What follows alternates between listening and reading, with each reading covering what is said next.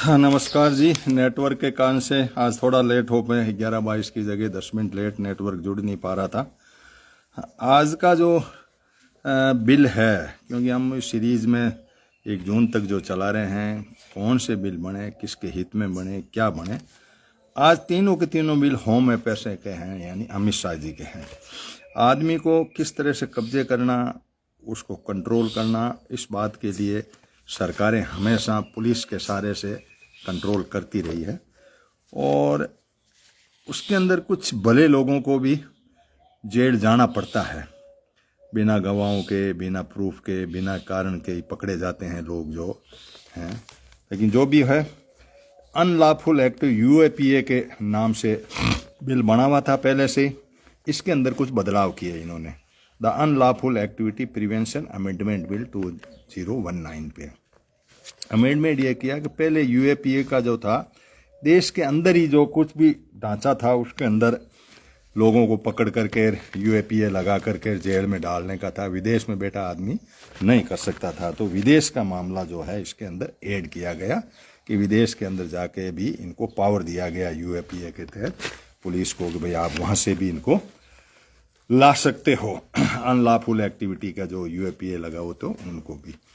और दूसरा बदलाव ये किया कि इन्होंने ये सेशन कोर्ट को भी स्पेशल कोर्ट का पावर दे करके फटाफट उनको पकड़ के उनके ऊपर ट्रायल की जाए, तो ये भी कर दिया जाए।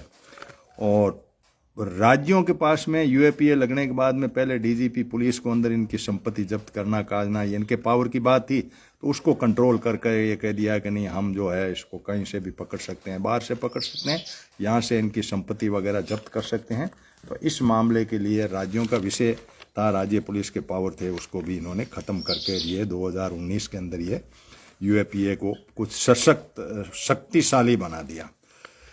दूसरा बिल मैं ले रहा हूँ नेशनल इन्वेस्टिगेशन एजेंसी एनआईए, उसके अंदर भी अमेंडमेंट किया गया।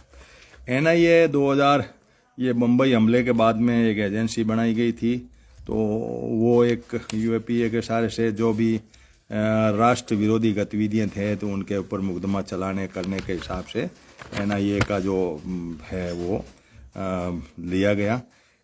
इसमें भी बदल करके इसको काफ़ी टाइट किया गया। इसके अंदर के एनआईए जो है वो कई जगह कई एनआईए कोर्ट अलग से बनाने का भी प्रावधान कर दिया। और इस तरह से ये काफ़ी जिसको कि पावरफुल कह सकते हैं। अजीत डोभाल हैं, वो तो एक्चुअली प्रधानमंत्री के राष्ट्रीय सलाहकार है, सुरक्षा सलाहकार के नाम से है। एनआईए की अलग एजेंसी है, उसके अंदर है। तो सरकार ने कुछ एनआईए की नियुक्ति के लिए अपने पास में पावर ले लिया कि हमें किसको नियुक्त करना है, वो करना। पहले थोड़ा काफ़ी लोगों के हाथ में था एनआईए का लेने का, लेकिन वो भी सेंट्रलाइजेशन ऑफ पावर का मामले में होम अफेयर्स के।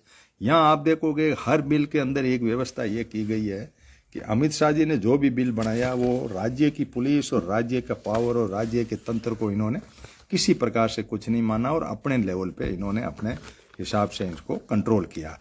तो एनआईए के ऊपर जैसे ये जो ईडी का चल रहा है, ईडी के साथ ये एनआईए को और लगा देते हैं।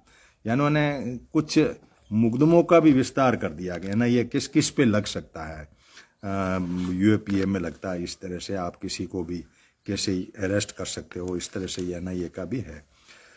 लास्ट बिल में ला रहा हूँ protection of human right amendment bill. Human right में पहले क्या था कि 93 में ह्यूमन राइट का ये ह्यूमन राइट कमीशन बनाने का ये बिल लाए गए, वो पास किया गया, उसको इन्होंने बदल दिया। पहले ये था कि चीफ जस्टिस जो ह्यूमन राइट का हेड होता था, वो रिटायर्ड चीफ जस्टिस जो होता था सुप्रीम कोर्ट का, उसकी नियुक्ति होती थी। और राजस्थान में भी चीफ जस्टिस ऑफ राजस्थान या स्टेट में भी होती थी, स्टेट चीफ जस्टिस का पावर था वो होता था। लेकिन इन्होंने कहा नहीं, चीफ जस्टिस के जगह हम जो सुप्रीम कोर्ट का कोई भी जस्टिस है उसको बनाने का कानून बदलते हैं। और राज्यों के अंदर भी यही हुआ कि राज्यों में भी कोई चीफ जस्टिस की जरूरत नहीं है, किसी जज को ले लो, यानी अपनी मर्जी से ह्यूमन राइट कमीशन पे कब्जा जिसको कहते हो वो इसमें पूरा करीब कर लिया था ह्यूमन राइट कमीशन के अंदर। उनकी सैलरीज वगैरह उनको भी इन्होंने कंट्रोल कर लिया, क्या सैलरी रहेगी क्या नहीं रहेगी, अपॉइंटमेंट के मामले में, इनके मामले में वो कुछ प्रावधान ये भी ले लिए कि भाई कहीं आपको लगता हो कि ये सीक्रेसी के लिए ज़रूरी है तो कुछ सूचनाएं देनी जरूरी नहीं है। अच्छा, कुछ सूचनाएं जो थर्ड पार्टी अटैचमेंट है, यानी आपको जिस सूचना से कोई लेना देना नहीं है और आप सूचना मांग रहे हो तो आपको मना किया जा सकता है। इस तरह से कई तरह के बदलाव जो है इन्होंने इसके अंदर ह्यूमन राइट में कमीशन के अंदर 1948 के अंदर यूडीएचआर के नाम से जो डिक्लेरेशन हुआ था, उस डिक्लेरेशन की भावना के तहत ही ये ह्यूमन राइट कमीशन का सेटअप खड़ा हुआ था। लेकिन इस सेटअप को भी इन्होंने अपने कब्जे में लेने के लिए, अपने कंट्रोल में लेने के लिए इन्होंने इस बात के अंदर ये होम अफेयर्स का भी मैटर था, यानी पूरे आदमी के अधिकारों को अपनी मुट्ठी में ले लेना सेंटर के द्वारा, राज्य की पुलिस को साइड में कर देना और पूरा उनके अपॉइंटमेंट जो भी एजेंसी है उसको कंट्रोल में कर लेना, ये सारी बातें इनके कंट्रोल में रही। तो यहाँ हम ये देखते हैं कि ये जो कुछ भी है ये सरकारें पुलिस के पावर को, जुडिशरी को साइड में करके, न्यायपालिकाओं को साइड में करके जिस तरीके से ये ढांचा खड़ा कर रही है वो वाकई हमारे लिए चिंता का विषय है और हमें सोचने का विषय भी है।